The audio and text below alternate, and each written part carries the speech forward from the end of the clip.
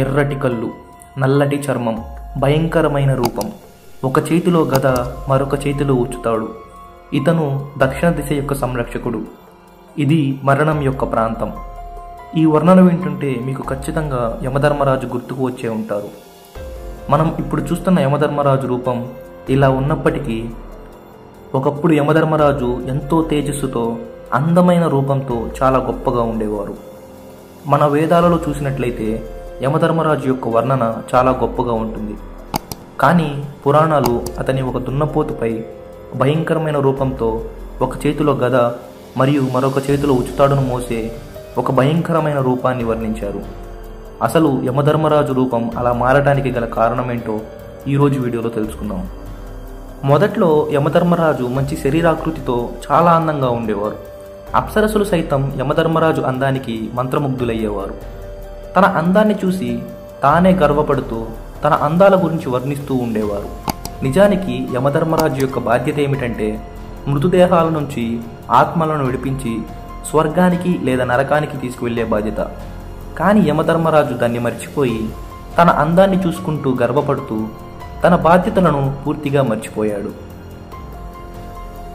భూమిపై ప్రజలకు వయసు పైబడినా చనిపోకపోవడం, ఏదన్నా ప్రమాదం జరిగినా చనిపోకపోవడంతో ప్రజల సంఖ్య పెరిగింది మరియు ప్రాథమిక వనరులు క్షీణించడం ప్రారంభించాయి. అందరికీ సరిపడా ఆహారం, నీళ్లు లేవు. మాతృభూమిపై భారం పెరిగి వినాశనం మరియు గందరగోళం ఏర్పడింది. జీవిత చక్రానికి కారణమైన శివునికి ఈ విషయం తెలిసింది. యమధర్మరాజు యొక్క అహంకారం మరియు అతని పనిని నిర్లక్ష్యం చేయటంతో కోపోద్రిక్తుడైన శివుడు అతనికి గుణపాఠం చెప్పాలని నిర్ణయించుకున్నాడు. శివుడు యముడిని తన నివాసమైన కైలాసానికి పిలిచాడు. యమ కైలాసానికి చేరుకున్నప్పుడు శివుడు చిరునవ్వుతో అతనికి సాదర స్వాగతం పలికాడు. కొంతసేపు ఆగాక యముడికి శివుడు ఏదైనా చెరువులో నుంచి కొంచెం నీరు తెమ్మని అడుగుతారు. యమధర్మరాజు అలాగే ఒక కుండ తీసుకొని దగ్గరలో ఉన్న చెరువుకు వెళ్ళి నీటిలో చూడగా అతనికి చెరువులో భయంకరమైన రూపంతో ఒక ప్రాణి కనిపించింది. ఆ రూపానికి భయపడి అతను వణుకుతూ వేగంగా శివుని వైపు పరిగెత్తాడు. మహాదేవ, చెరువులో ఒక భయంకరమైన రాక్షసుడు ఉన్నాడు. తనకి భయంకరమైన ఎర్రటి కళ్ళు, అసాధారణంగా భారీ మీసాలు మరియు అతని తలపై 2 పెద్ద కొమ్ములను కలిగి ఉంది అని శివునికి చెప్పాడు. యమ భయం చూసి నవ్వుతూ శివుడు ఇలా అన్నాడు, యమ, నీ తలని తాకు. మీరు చెరువులో చూసినది మీ స్వంత ప్రతిబింబమే అని చెప్పగా యమ వెంటనే అతని తలను తాకి భయాందోళనకు గురయ్యాడు. తన రూపాన్ని సరిచేయమని శివుడిని వేడుకున్నాడు. దానికి సమాధానంగా శివుడు కళ్ళు మూసుకొని తిరిగి ధ్యాన స్థితికి చేరుకున్నారు. శివుడు కరుణించే స్థితిలో లేడని యమ గ్రహించాడు.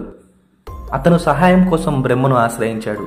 కానీ అతను బ్రహ్మ నివాసమైన బ్రహ్మలోకానికి చేరుకున్నప్పుడు బ్రహ్మదేవుడు తలరాతులో రాసే కార్యములో నిమగ్నమై ఉండడంతో నిరుత్సాహానికి గురైన యమ మహావిష్ణువు మరియు లక్ష్మి నుండి సహాయం కోరదామని వైకుంఠానికి బయలుదేరాడు. వైకుంఠంలో మహావిష్ణువు మరియు లక్ష్మి వారిరువురూ కూడా విశ్వం గురించి ఏదో లోతైన చర్చలో ఉండగా యమ వారితో మాట్లాడలేకపోయాడు. ఆశలన్నీ వదులుకొని యమ మహావిష్ణువుని ప్రసన్నం చేసుకోవడానికి మరియు అతని దృష్టిని ఆకర్షించడానికి తీవ్రమైన తపస్సును చేయాలని నిర్ణయించుకున్నాడు. కొన్నాళ్ల తర్వాత విష్ణువు అతని ముందు ప్రత్యక్షమై ఇలా అడగటంతో అతని ప్రార్థనలకు సమాధానం లభించింది. యమ, నీకు ఏమి కావాలి?